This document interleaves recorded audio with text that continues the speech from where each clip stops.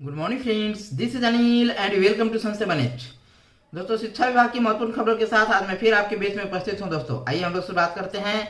इससे पहले यदि आप हमारे चैनल पर नए हैं, चैनल को जरूर सब्सक्राइब कर दीजिएगा और अपने दोस्तों को शेयर कर दीजिएगा, बिकॉज शेयरिंग इज केयरिंग। दोस्तों, मैं लगातार आपकी मांग को, आपके मुद्दे को लगातार उठाता रहता हूँ।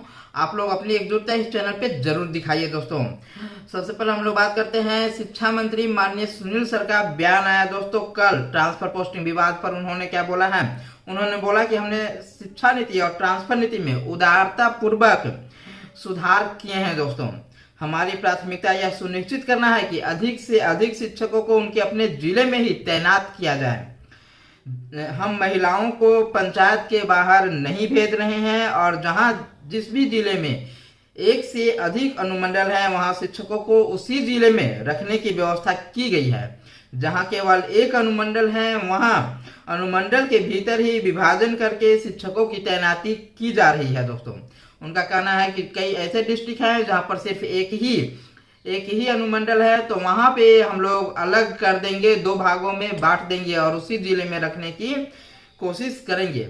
फिलहाल हमने जो नीति बनाई है उसे पहले ट्राई आउट कर रहे हैं। भविष्य में यदि आवश्यक हुआ तो हम निश्चित रूप से इसमें संशोधन करेंगे। दोस्तों, खासकर 8 ऐसे जिले हैं जहां केवल एक अनुमंडल है, वहां हम अनुमंडल के भीतर ही विभाजन करके शिक्षकों को उनके जिले में रखने का पूरा प्रयास कर रहे हैं। दोस्तों, तो ये शिक्षा मंत्री सुनील सर का कहना है दोस्तों कि ट्राई आउट कर रहे हैं हम लोग, अभी जो किए हैं उस पर हम लोग कोशिश करेंगे, भविष्य में संशोधन किया जाएगा। दोस्तों, ये उनके तरफ से कहा जा रहा है। सोमवार को दोस्तों शिक्षा दिवस था और उसी अवसर पे बोल रहे थे और एक सवाल के जवाब में उन्होंने कहा जहां पे एक अनुमंडल है उसको सिर्फ विभाजित किया जाएगा। दोस्तों, और वहां पर कोशिश की जाएगी कि विभाजित करके और इधर वाले को उधर और उधर वाले को इधर दिया जाएगा, दो भागों में बांट करके। अरवल है, बांका है, जमुई है, जहानाबाद है, किशनगंज है, लखीसराय, शेखपुरा और शिवहर ऐसे जिले हैं। दोस्तों, और शिक्षक स्थानांतरण और पदस्थापन नियमावली के अनुसार पुरुष शिक्षकों को अपने गृह अनुमंडल में स्थानांतरण नहीं दी गई है, इसलिए अनुमंडल को दो भागों में बांटने को लेकर के नियमावली में संशोधन भी किया जाएगा।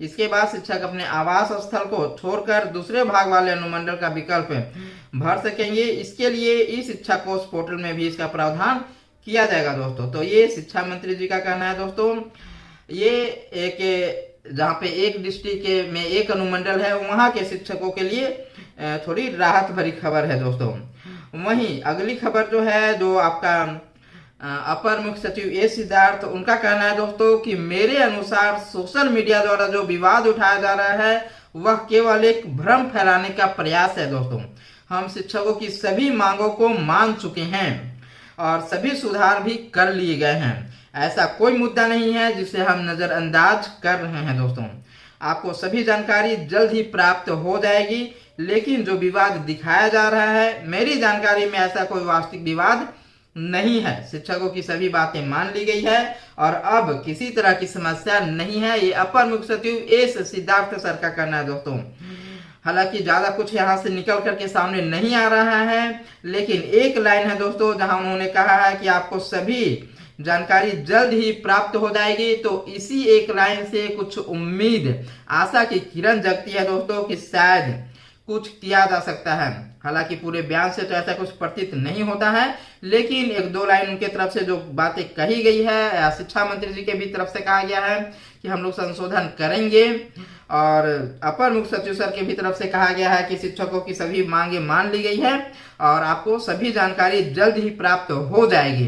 तो शायद इससे ये खबर निकल करके सामने आ रही है कि ऐसा हो सकता है कि शिक्षकों को कुछ राहत मिले, अनुमंडल की जगह प्रखंड किया जाए, क्योंकि शिक्षकों का भी यही मांग है कि हम लोग को अनुमंडल जो भेजा जा रहा है, अनुमंडल का जो 10 विकल्प लिया जा रहा है, आप हमसे प्रखंड का विकल्प लीजिए और इसी पे विचार भी है।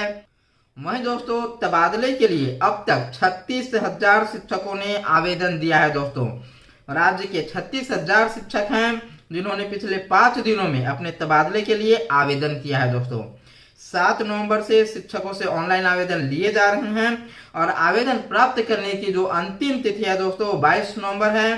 पोर्टल खुलने के पहले दिन 7 नवंबर को ही 11,400 शिक्षकों ने आवेदन किया था। मालूम हो कि राज्य में कार्यरत शिक्षकों की संख्या 5.5 लाख है। इस तरह देखें तो अभी 10% शिक्षकों ने भी आवेदन नहीं किया है दोस्तों। तो सारे लोग इंतजार कर रहे हैं कि अनुमंडल की जगह प्रखंड किया जाए और उसके बाद वो यदि प्रखंड आ जाता है तब देखिएगा दनादन लोग फॉर्म भरना शुरू कर देंगे। एक अनुमंडल वाले जिलों में तबादले पर फैसला जल्द है। वहीं अगली बड़ी खबर जो है दोस्तों वो है यहाँ पे आपका यूपी से आ रही है दोस्तों। हाईकोर्ट ने रद्द कर दी है बेसिक शिक्षकों की तबादला नीति दोस्तों। बेसिक शिक्षकों की जो तबादला नीति है उसे हाईकोर्ट ने रद्द कर दिया है। अदालत ने कहा इसके प्रावधान मनमाने व भेदभाव पूर्ण तरीके हैं दोस्तों, भेदभाव पूर्ण है, इसलिए इसको रद्द किया गया है। इस नीति को जारी रखा गया तो हर बार जूनियर अध्यापक का स्थानांतरण द्वारा समायोजित होता रहेगा और सीनियर जहां है हमेशा वही बना रहेगा दोस्तों, यह हाईकोर्ट का कहना है। तो एक बड़ी अपडेट है दोस्तों। देखिए इलाहाबाद हाईकोर्ट की लखनऊ बेंच ने यूपी के प्राथमिक विद्यालयों में शिक्षक छात्र अनुपात बनाए रखने के लिए जून 2024 में लाई गई लास्ट कम फर्स्ट आउट की स्थानांतरण समायोजन नीति रद्द कर दी है दोस्तों। कोर्ट ने इस संबंध में यूपी सरकार द्वारा जारी 26 जून 2024 के शासनादेश और बेसिक शिक्षा विभाग के 28 जून 2024 के सर्कुलर से संबंधित प्रावधानों को मनमाना व जूनियर शिक्षकों के साथ भेदभावपूर्ण करार देते हुए खारिज कर दिया गया है दोस्तों। यह निर्णय जस्टिस मनीष माथुर की बेंच ने पुष्कर सिंह चंदेल समेत सैकड़ों अभ्यर्थियों की ओर दाखिल 21 याचिकाओं पर एक सुनवाई करते हुए पारित किया है। और याचिका में दोस्तों 26 जून 2024 के शासनादेश और 28 जून 2024 के सर्कुलर की क्लास 3, 7, 8 और 9 को चुनौती दी गई थी। याचिकाओं की जो दलील थी कि प्रावधान समानता के मौलिक अधिकार के साथ शिक्षा के अधिकार अधिनियम RTE के भी विरोधाभासी है दोस्तों। और इन प्रावधानों के अनुपालन में जो शिक्षक बाद में किसी प्राथमिक विद्यालय में नियुक्त होता है तो शिक्षक छात्र अनुपात बनाए रखने के लिए उसका ही तबादला किया जाएगा दोस्तों। और इसी को अब हाईकोर्ट ने रद्द कर दिया है। इसे भेदभावपूर्ण बताया गया है दोस्तों। सेवा काल को आधार बनाने का औचित्य कहीं से भी नहीं है, ये हाईकोर्ट का कहना है। और भर्ती प्रक्रिया शुरू होने के बाद नहीं बदले जा सकते हैं नियम, ये भी सुप्रीम कोर्ट का कहना है दोस्तों। वहीं सुप्रीम कोर्ट ने कहा है कि किसी भी पोस्ट के लिए भर्ती प्रक्रिया शुरू होने के बाद खेल के नियम बीच में नहीं बदले जा सकते हैं दोस्तों। चीफ जस्टिस DY चंद्रचूड़ की अगुवाई वाली 5 सदस्यीय बेंच ने गुरुवार को अपने फैसले में कहा कि भर्ती प्रक्रिया के प्रारंभ में जो अधिसूचित सूची में दर्ज पात्रता मानदंड के भर्ती प्रक्रिया के बीच में तब तक नहीं बदला जा सकता है जब तक कि मौजूदा नियम इसकी अनुमति न दे या विज्ञापन मौजूदा नियमों के विपरीत न हो दोस्तों। अगर किसी बदलाव की इजाजत नियम या फिर विज्ञापन के तहत है तो इस बदलाव को संविधान के अनुच्छेद 14 यानी समानता के अधिकार की कसौटी पर कसना होगा। और शीर्ष अदालत की 5 सदस्यीय पीठ ने सरकारी नौकरियों के लिए नियुक्ति मानदंड में संबंधित एक प्रश्न का उत्तर में यह फैसला दिया है दोस्तों कि बीच में खेल का नियम नहीं बदला जा सकता है। वहीं अगली खबर जो है दोस्तों वो शिक्षक संघों की तरफ से है। शिक्षक संघ ने भी जो तबादला नीति है जो आपके जिससे आप ट्रांसफर और पोस्टिंग हो रही है दोस्तों, इसको लेकर के विरोध जताया है। और बहुत से संघ हैं जो कि हाईकोर्ट का भी रुख अख्तियार कर रहे हैं दोस्तों। और उनके तरफ से एक अच्छे वकील से मिल करके और केस फाइल किया जा रहा है। यहाँ पर भी इसी तरह की बातचीत की जा रही है कि भेदभाव किया जा रहा है। जेंडर को लेकर के यहाँ पे समस्या आ रही है कि एक जेंडर वाले को पूरी फैसिलिटी दी जा रही है तो वहीं दूसरे जेंडर वालों के साथ भेदभावपूर्ण तरीके अपनाया जा रहा है दोस्तों। इन तमाम बिंदुओं को लेकर के और जो शुरू में विज्ञापन में जो बातें कही गई थी बाद में उसमें संशोधन किया गया है, इन तमाम मुद्दों को लेकर के जो शिक्षक संघ है वो आगे बढ़ रहे हैं और हाईकोर्ट की रास्ता इख्तियार कर रहे हैं दोस्तों।